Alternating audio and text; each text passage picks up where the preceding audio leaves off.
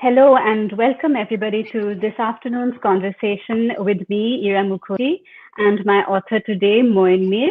Moin is the author of two books. His first book was a work of nonfiction, Surat, Fall of a Pot, Rise of a Prince. This, his second work, The Lost Fragrance of Infinity, is a work of fiction. And before we get on to a conversation with Moin, I wanted to set the book in time and in context for all our readers and listeners who may not have as yet picked up a copy of Moin's book. So Moin sets this book in a very interesting point of time for anybody who has been vaguely related to Delhi, because this is around 1738, if I'm correct.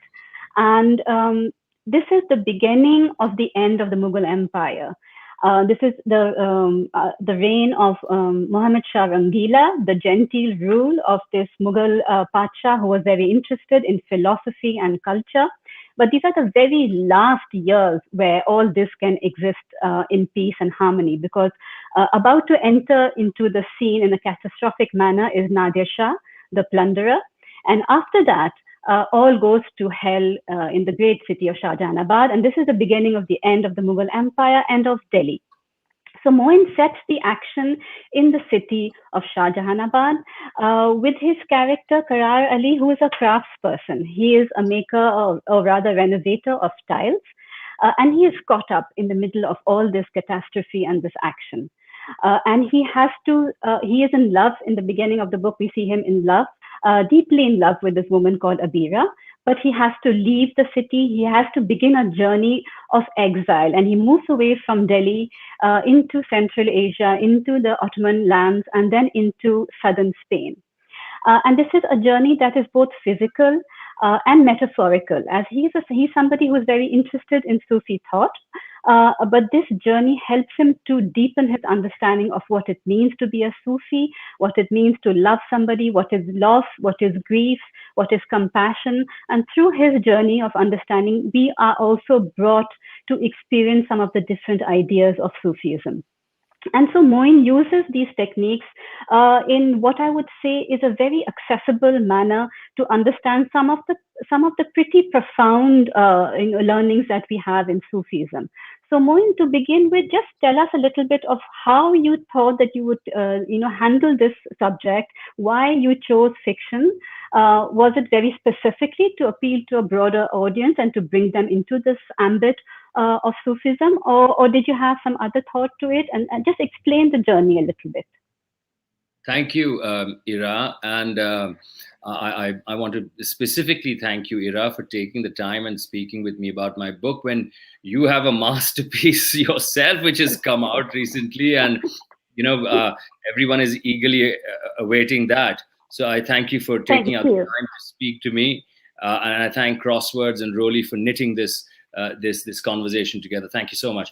To answer your question, yes, the reason that I wrote this book, in terms of a fiction book, was because I very quickly realized that a purely academic piece of work on Sufism, for lack of better expression, would be dry and would be confined to scholarly archives. And while there is an enormous amount of adulation and admiration that I have for academics who've tried to pursue it in this fashion, after much reading and traveling, I realized that the only way to show the effulgence of the Sufi mind and the beauty of Sufism is through a human story. And because it captures emotion, it captures love, loss, and a sense of reaffirmation in faith through philosophies. And it's through the extraction and extrapolations of those Sufi philosophies which I thought I could inject into a character's journey, which would be able to then be relatable to many people. And so that's the reason why I wrote it as a novel. And the main thing that struck me is that there were three giants of Sufism, and at the core of their belief and from where their philosophy sprung was love. It was the unimpeachable truth that Ibn Arabi was madly in love with a woman called Nizam. It is the unimpeachable truth that Hafiz was madly in love with a woman called Shaki Nabat. And the love and the respect that Rumi and Tabriz shared triggered the whole belief of creation because of love. And I could not write that in an academic way. So that's how. Yes, that makes a lot of sense. And, if I can just pin you down a little bit on this question of love and how, in a way, the Sufi, thought has almost become a victim of its own popularity, in recent times. To the general layperson, when you think Sufi, you think Dargah, you think Qawwali, you think, whirling dervishes if you are out here in the West. And, this aspect of Sufism, which only tells you about direct communion with love and how love is all you need, has almost been taken out of context, even taken away from its, let us say, its Islamic setting, whereas actually it is very much part of the lived, Islamic way of the Muslim way. If you look at the incredible popularity, you were talking of some great thinkers, but Rumi, how he has been almost cleaved from his Muslim origins and taken and translated in a manner in which almost all Islamic references are removed to make it palatable, let us say, to a Western audience. So how do you sort of, how are you able to transcend that, and how important is it to let us realize that this is very much an acceptable form of Islamic thought? Sufism isn't something which is not recognized or is considered offensive by most people. How do you handle that aspect of it? Well, I think this is a wonderful question, Ira. It is vital to understand that Sufism is Islam. It is an integral part of Islam. It's mystical thought, but it is rooted in Islamic philosophy and in the philosophy of Islam. And you cannot divorce the two.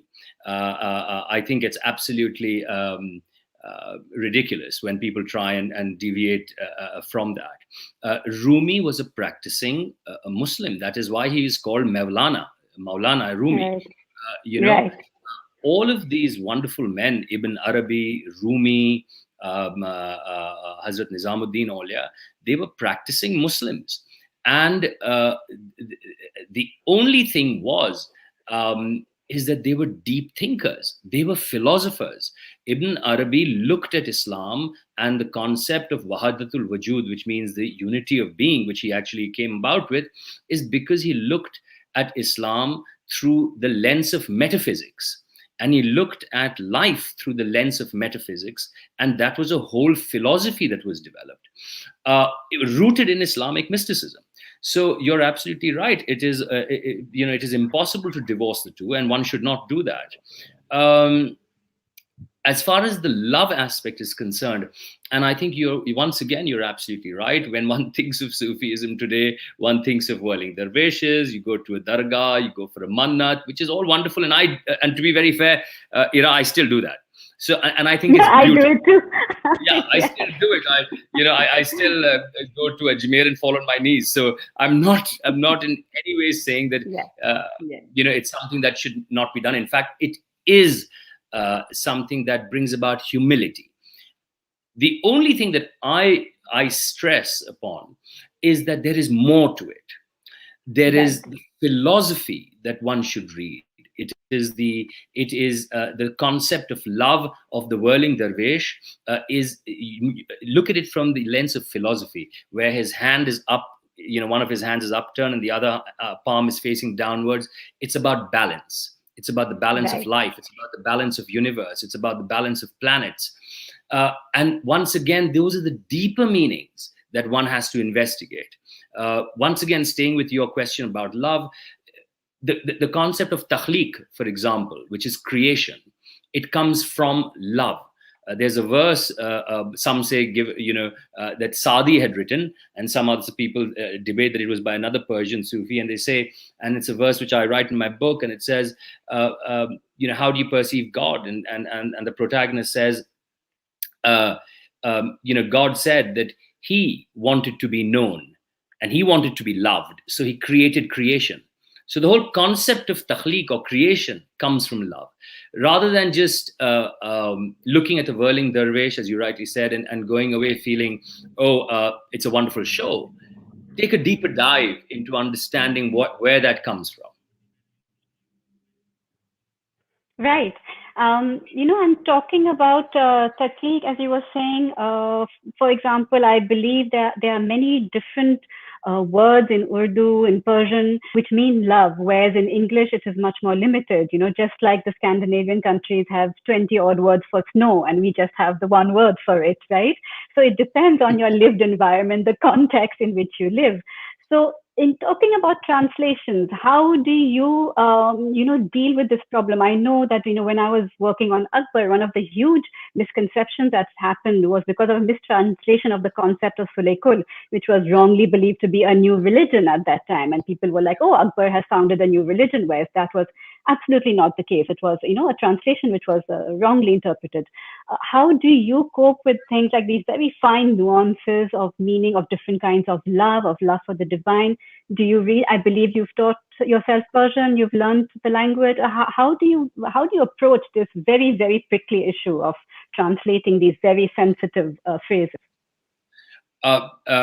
Translation is something which is so difficult. And so when I started learning Farsi, particularly for this book, I realized that, honestly, Ira, it is virtually impossible to translate Hafiz. It is virtually impossible to translate Rumi. The words in English, they're just not there. And so I realized that it is the meaning that I should go after, rather than the literal translation. So, the verses that I chose for my book as a medium of expression in terms of reflecting a particular phase that the protagonist is going through, I had to choose verses that meant something for that particular passage of the book. And the translation bit is something that I just relied on scholars of the past. For example, supposedly the finest scholars are Arbery, Nicholson. These are gentlemen, who translated these works and got accepted in Oxford and Cambridge. And so those were the works that I relied on translation. But in terms of putting the verses in, I decided to put those verses in a space in the book where the meaning could be understood in conjunction with what the protagonist is going through. So to crisply answer your question, translation was very difficult. It was more about understanding the meaning and put it in the context of the protagonist's life, and then using that in the appropriate times in the novel. Right. That makes sense. I hope I'm making sense.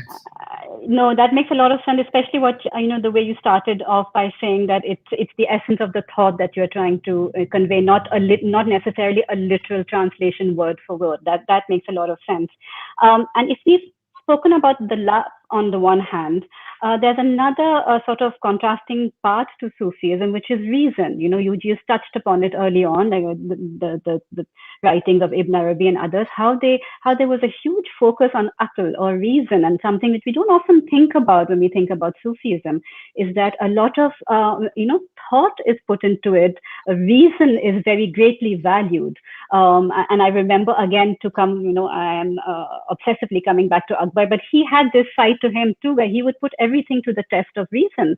You may come to him with a great reputation, like Hakim Gilani did as a physician, but he put him to the test and made him, test out various samples to see whether he could catch this man out in a falsehood.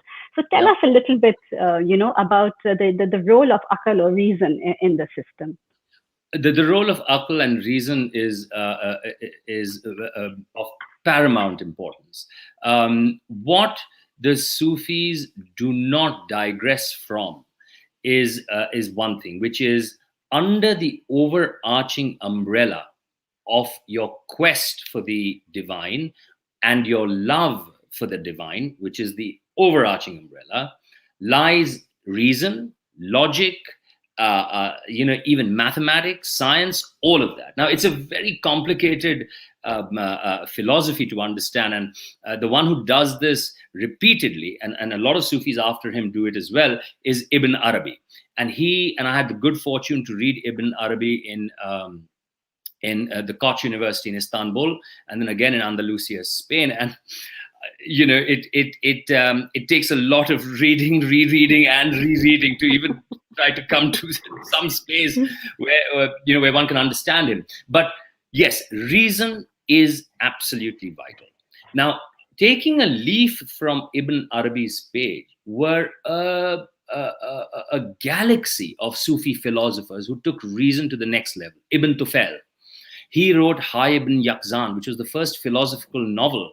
And from seeking inspiration from that, Robinson Crusoe came into play. So Hay ibn Yaqzan is a young boy who's marooned on an island. And bear in mind, this is a novel written sometime in, if I'm not mistaken, in the 10th century. And it is only through reason and aql that he understands his relationship with plants, with animals, with nature, even with rocks. And he reaches a sense of belief that it is my position as in this particular space, in this island, which oddly enough which happens to be his universe. And how do I, through rationale, understand my existence? So reason becomes vital in Ibn Tufail's work. He looks at rain falling, and then suddenly it evaporates, and he starts questioning, how does that happen? How come rain fell just 2 days ago, and then just in 48 hours, in 2 days, there's nothing there under the sun. It's been so hot that it's evaporated. But these are rational reasoning thoughts that are coming in his mind. After Ibn Tufail, we have probably the greatest rationalist, Ibn Sina. And there was great debate whether Ibn Sina was a Sufi or not. But when I was researching his life, I happened to read, I actually specifically read a book called Ibn Sina, Avicenna and the Aristotelian Left, which was written by Ernst Bloch. And he proves that Ibn Sina was mystically inclined and deeply Sufi at heart. And Ibn Sina's concept of reason was something that even went past Aristotle. I'm going to just cut this very short, but he goes deeper into the concept of existence and differentiates between existence and essence. So, for example, H2O makes water.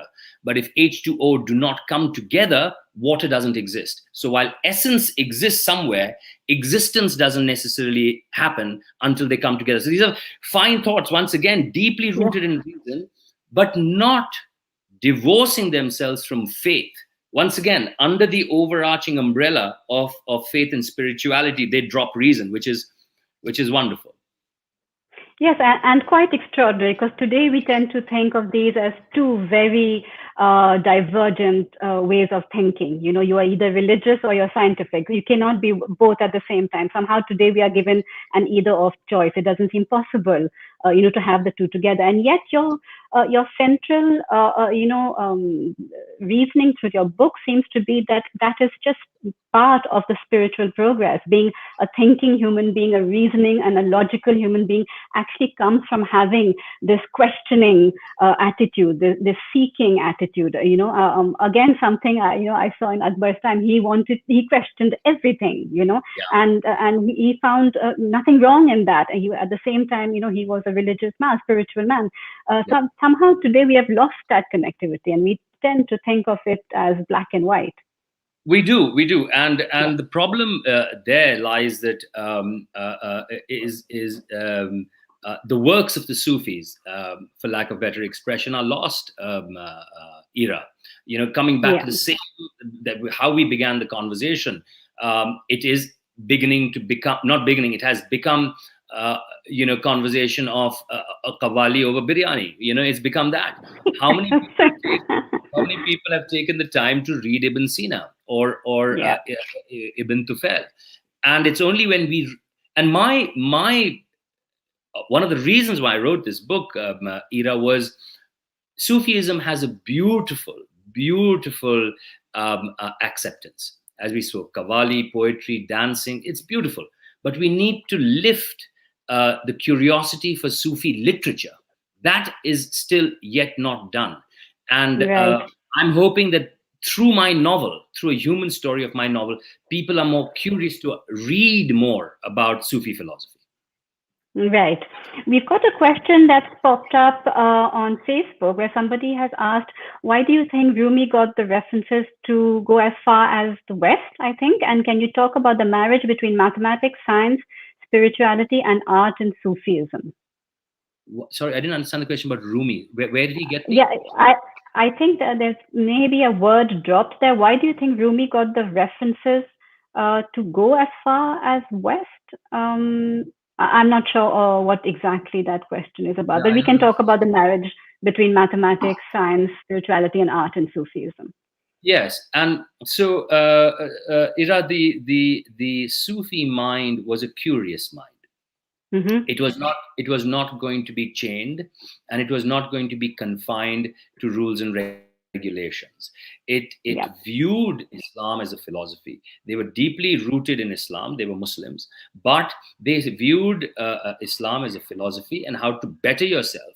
And as a result of that, they became curious. They became imaginative. And when you become curious and imaginative, you start knocking on doors of all kinds of knowledge, science, art, math, all of that. And Mm-hmm. uh, uh, all of them, as I said earlier, again, under the overarching umbrella of spirituality and the quest for divine, they drop mathematics, logic, rationale, philosophy, science, and the champions of or bringing all of this together, or the one champion that I like to believe was Omar Khayyam. Now, Omar Khayyam was not necessarily a practicing Sufi, but deeply influenced by Sufism. I mean, he writes unequivocally about how Sufism has influenced his mind. And the marriage that Omar Khayyam brought about between geometry, understanding, innovating the modern day cubic equations. He was the first to, and by the way, deeply inspired by Hindu mathematicians, including Al-Khwarizmi, deeply inspired by Brahmagupta. But just going ahead, going more, like Ibn Sina went further than Aristotle. So did Omar Khayyam. He went further. He invented cubic equations. And he basically comes up with this concept of the orderly logic of mathematics lies in spiritual quest. Now, once again, very difficult to understand, and Yeah. the order of numbers is under the banner of spirituality. From there, after Omar Khayyam, you have this once again a constellation of mathematics and scientists Sufis who come to the fore. One of them is Buzjani, and he writes a book specifically for craftsmen based on geometry. And from there, you really see geometry being used in tile work. You see it being used in we today call it jali work for lack of better expression. It was called gire sazi, which was bringing Yeah. it was bringing geometry shapes together. So that is how it all kind of starts. And then this is extraordinary. So many important thinkers that we have completely forgotten about really today. But then that points to the role of debate also in Sufism, and thinkers like Ghazali. Can you tell us more about this whole idea of inspired intuition vis-a-vis faith and how that can work together? Once again, we have a situation which gives you a dazzling heart and a dazzling mind because of curiosity and imagination. And Ghazali, was one of the intellectual giants of his time. He taught in Isfahan, and he started believing in all that Ibn Sina and Ibn Tufail and all of these incredible scholars were saying. But somewhere down the line, he writes a book called The Incoherence of Philosophers. And he is scathing of Ibn Sina and the lot in terms of rationale. And he says above rationale is inspired intuition. And inspired intuition is when you believe in the calling of your heart and faith. And he takes a deeper dive into how faith and the intuition that is inspired from faith can serve you better in the longer term of your life, because he goes down the route of the heart, and he says if you become a better human being, and if you polish your heart through faith and good deeds and inspired through intuition, you will eventually become a polished soul. Now, once again, deeply spiritual, but he went against, he swam against the current, and he wrote a book that that criticized Ibn Sina. Having said that, there was mutual respect for each other. Not that they were all living in equal in the same passage of time, but there was respect for debate. There was respect for each other. But Sufis have also, the contradiction is that Sufis have also lost their head to the clerics and to sultans and badshahs, because they were so imaginative. Correct. Well, how about we come to your hero, Karar Ali, and his he is a maker of a restorer of tiles, actually. So tell us a little bit about how you used his work to bring out certain aspects, because architecture in Islam also has a divine function. You have the jalis, you have the symmetry, you have the charbagh design. All these shapes have an importance, a meaning in themselves.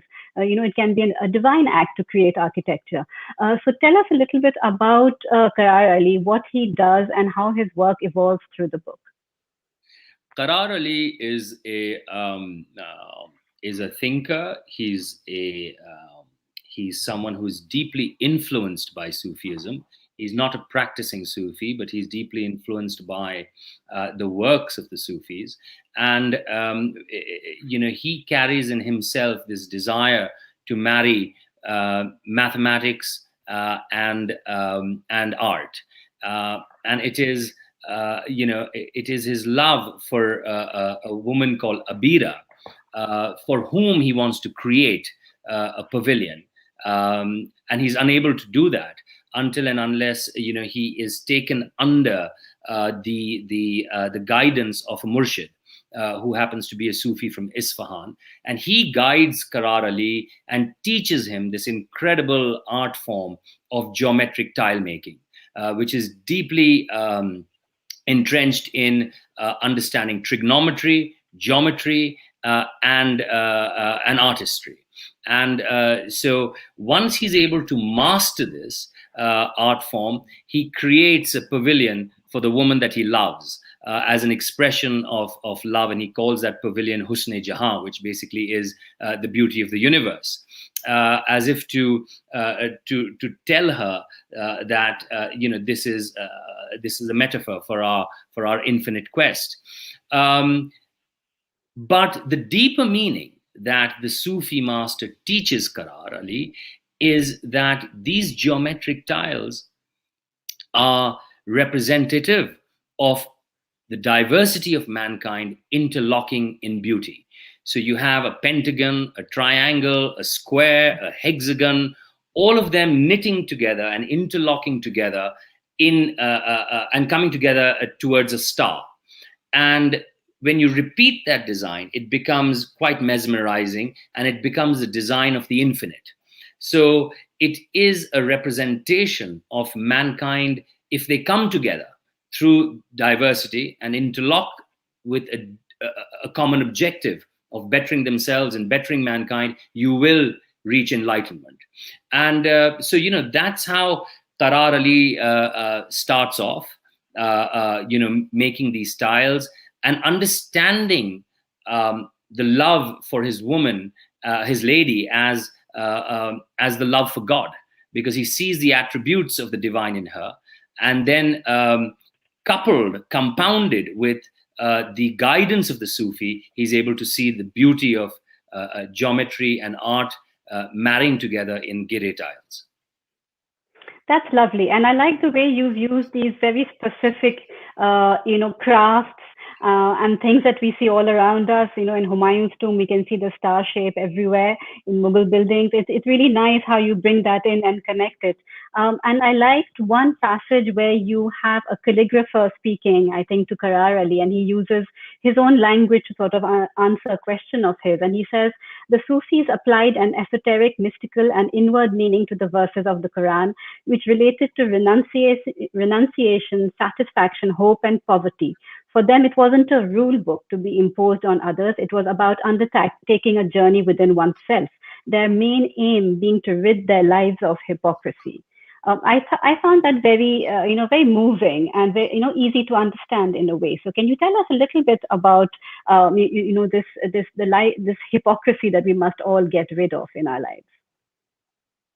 Yeah, Karar is he's a thinking craftsman, and he's obviously lost.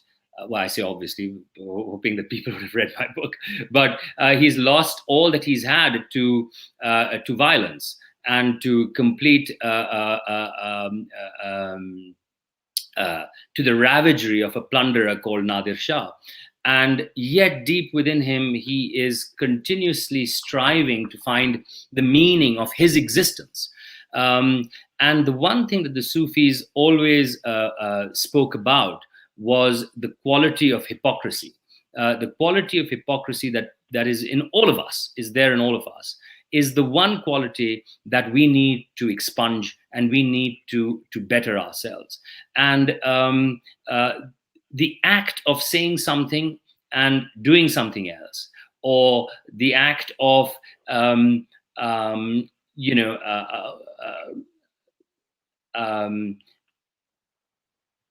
aspiring for power, and for that being hypocritical, is something that the Sufis denounced. And they wanted people to polish their hearts and rise above that awful quality, because through that, a journey begins of bettering yourself.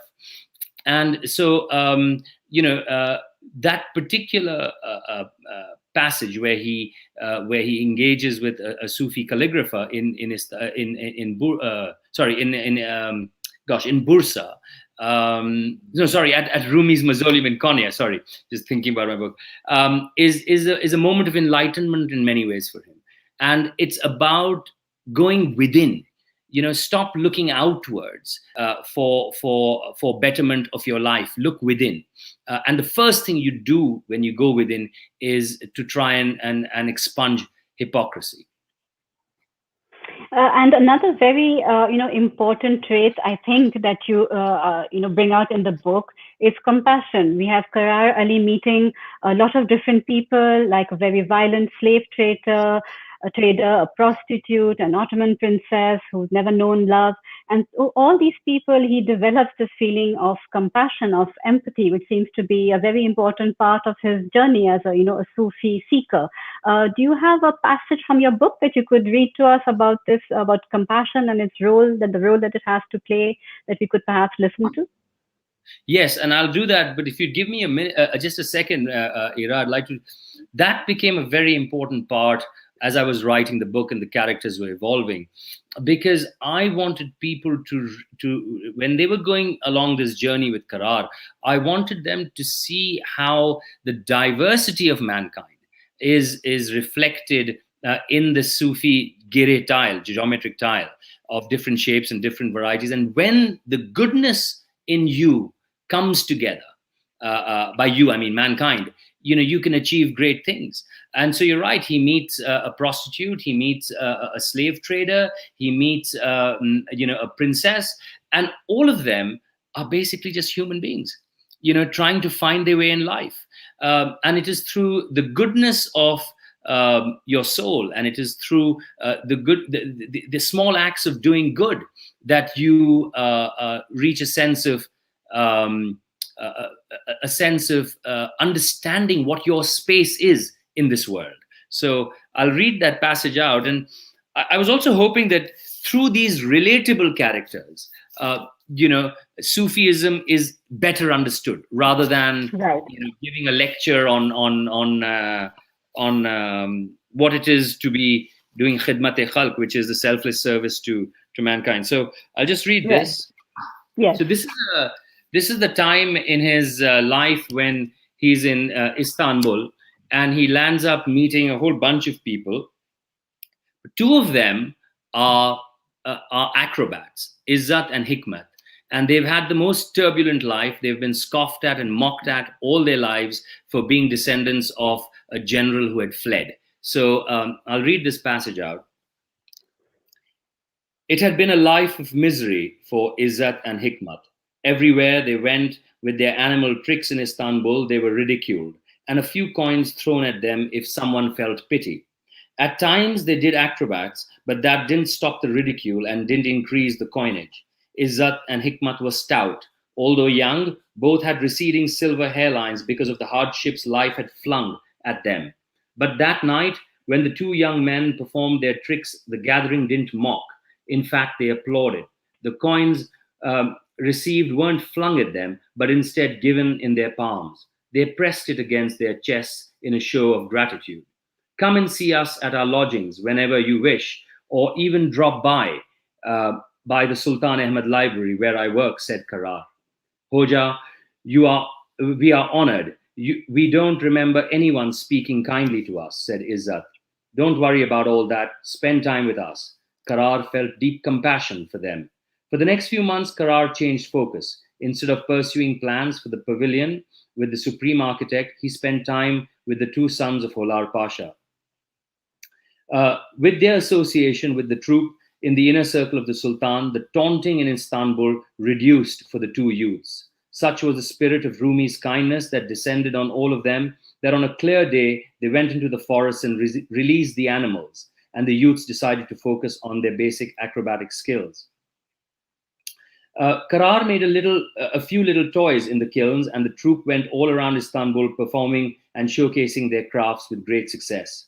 Seeing this growing success, even Saad, the Mudejar who had joined them, the Moor drummer, added a new dimension with paintings and his drumming skills. Bashinde-e-Dunya, which meant citizens of the world, was now a truly multicultural group. Looking at them, Karar thought, like a Sufi Gire pattern, our diversity interlocks us in beauty. That's a beautiful passage, Moin. And I remember when I was reading the book, I was really moved by these animals set free, and it's such a, it's something that, is so immediate, is something that, an act that you can perform, which is an act of compassion for not just another human being, but any living creature, really, So that's a beautiful passage. Thank you. In your introduction, I remember you saying that really the beginning of the end for the Sufis in your mind comes to three interlocking events. The Ottomans at the gates of Vienna, the death of Shah Abbas II, and the murder of Dara Shikoh. So we can talk a little bit about that. But can you also bring in, because it's something which is very close to my heart as well, is the role of women. Jahanara Begum, Dara's sister, who was also, she called herself a Sufi princess, a Sufi seeker. She wrote a biography of the saints, of the Sufi saints. So, this also existed, this need, obviously, we know, exists in women as well. And women are specifically attracted to things like Sufism, this sort of direct, emotional connect to the divine. Can you tell us a little bit about, that sort of journey? Yeah. So to the early part of the question, yes, by the latter half of the 17th century, you have three events that trigger the end of these incredible empires, and the cornerstone of their thought and their policies was the Sufi, the Ottomans, the Safavids, and the Mughals. They all kept the Sufis very close to their courts. And in 1683, when the Ottomans lose in Vienna, 1666, Shah Abbas II dies, and 1659, Dara Shikoh is assassinated.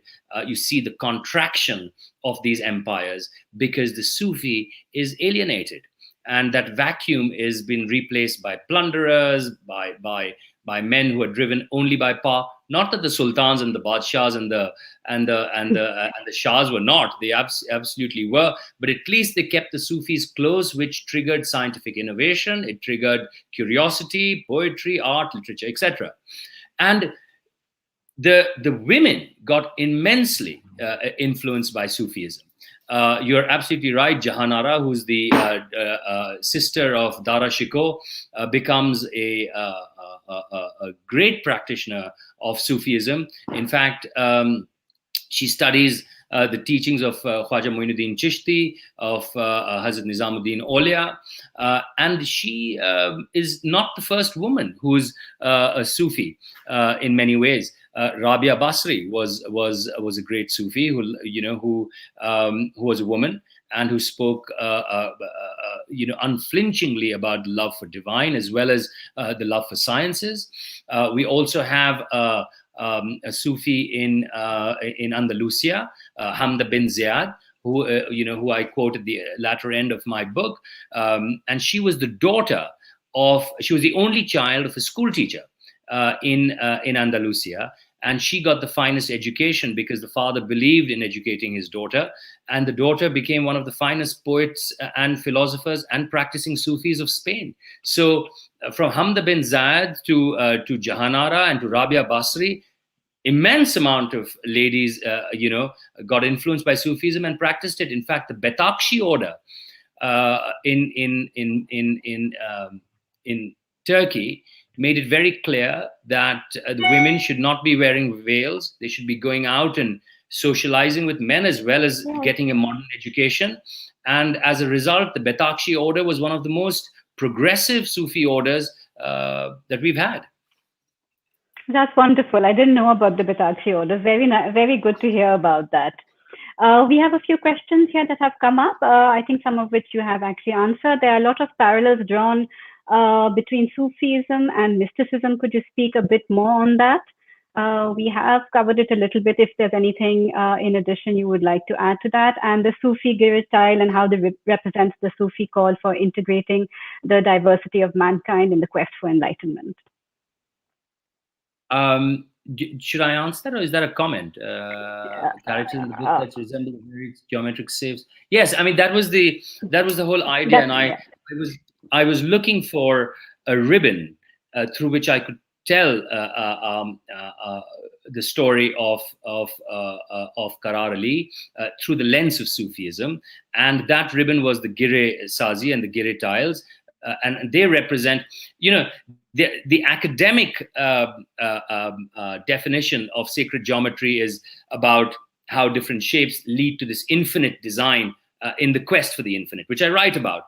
But when I was in Bursa, I met a Sufi, and they were just very poor craftsmen sitting outside the mosque making these tiles. And I spoke to them, and they were Sufis. They were Sufis practicing Sufi craftsmen. And they said, this is what it means. It means the beauty of mankind, the diversity of mankind coming together in different shapes, or different geometric shapes.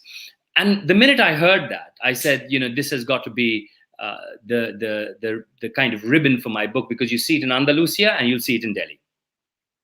That's a wonderful point. And in fact, I would like to wrap up this discussion with one last question, which is slightly personal, if I may. There's a point when, Karar said he's traveled from India to Central Asia, to Iran, to Seville, and he says, it's a slight flickering of your light within me. For now, neither am I of the East nor of the West. Neither do I know what is to become of me. Now, I know that you grew up, lived and worked in India, and you traveled, west, and you did go via some of these places that we have talked about. Is this slightly autobiographical? Is this a little bit about you and how your journey has been as well? Ira, when people write novels, some novelists are very quick to say we don't put a bit of us at all in the book. but I think, I'm not sure if it's quite true. I think they deny it, and I'm not going to deny that there is a semblance of a journey that I went through in my life, and it's not all of it, but there are parts of it which resemble a journey that I undertook philosophically as well, and traversing this fantastic world that we have, this incredible earth that we've been given to traverse and to learn and to explore and to question and be inquisitive and curious. There's I wouldn't say it's autobiographical, but it is. Yes, there are elements of my life in there, for sure. And your grandfather was a Sufi scholar as well, wasn't he? And you are a descendant of Hazrat Modu Chishti as well. So there is a direct link in a sense. You can't get away from it altogether. I guess I can't. But we're all descendants of Adam, so in many ways we're all together in this. Fair enough. But yes, my grandfather played a pivotal role in influencing me, in giving me works of Ibn Arabi to read. And he would always say, "Moin Mir qawwali suniye, lekin aap padhiye bhi." So, listen to the wonderful music, but also read. And so he played a great role. And Hazrat Modu Chishti is what we call Jad, which means our forebearer. And his shrine in Herat still continues to be one of the most peaceful parts of a rather ravaged part of the world. Wonderful. Well, those are lovely thoughts to end this discussion on. And I would like to remind our listeners that The Lost Fragrance of Infinity is available at Crosswords bookstores and all good bookstores. Please pop in and buy a copy. This is a lovely, lovely story. And Moin has really weaved a magic story. Thank you so much, Moin, for this wonderful discussion and clarifying so many issues. Thank you. Thank you, Ira, and thank you, Crosswords, and thank you to all our listeners. And please, Ira Mukhoty's great book, Draupadi, is out. So don't forget to get a copy of that. 2 in 1. Thank you, Moin. Bye. Bye. Bye. Bye.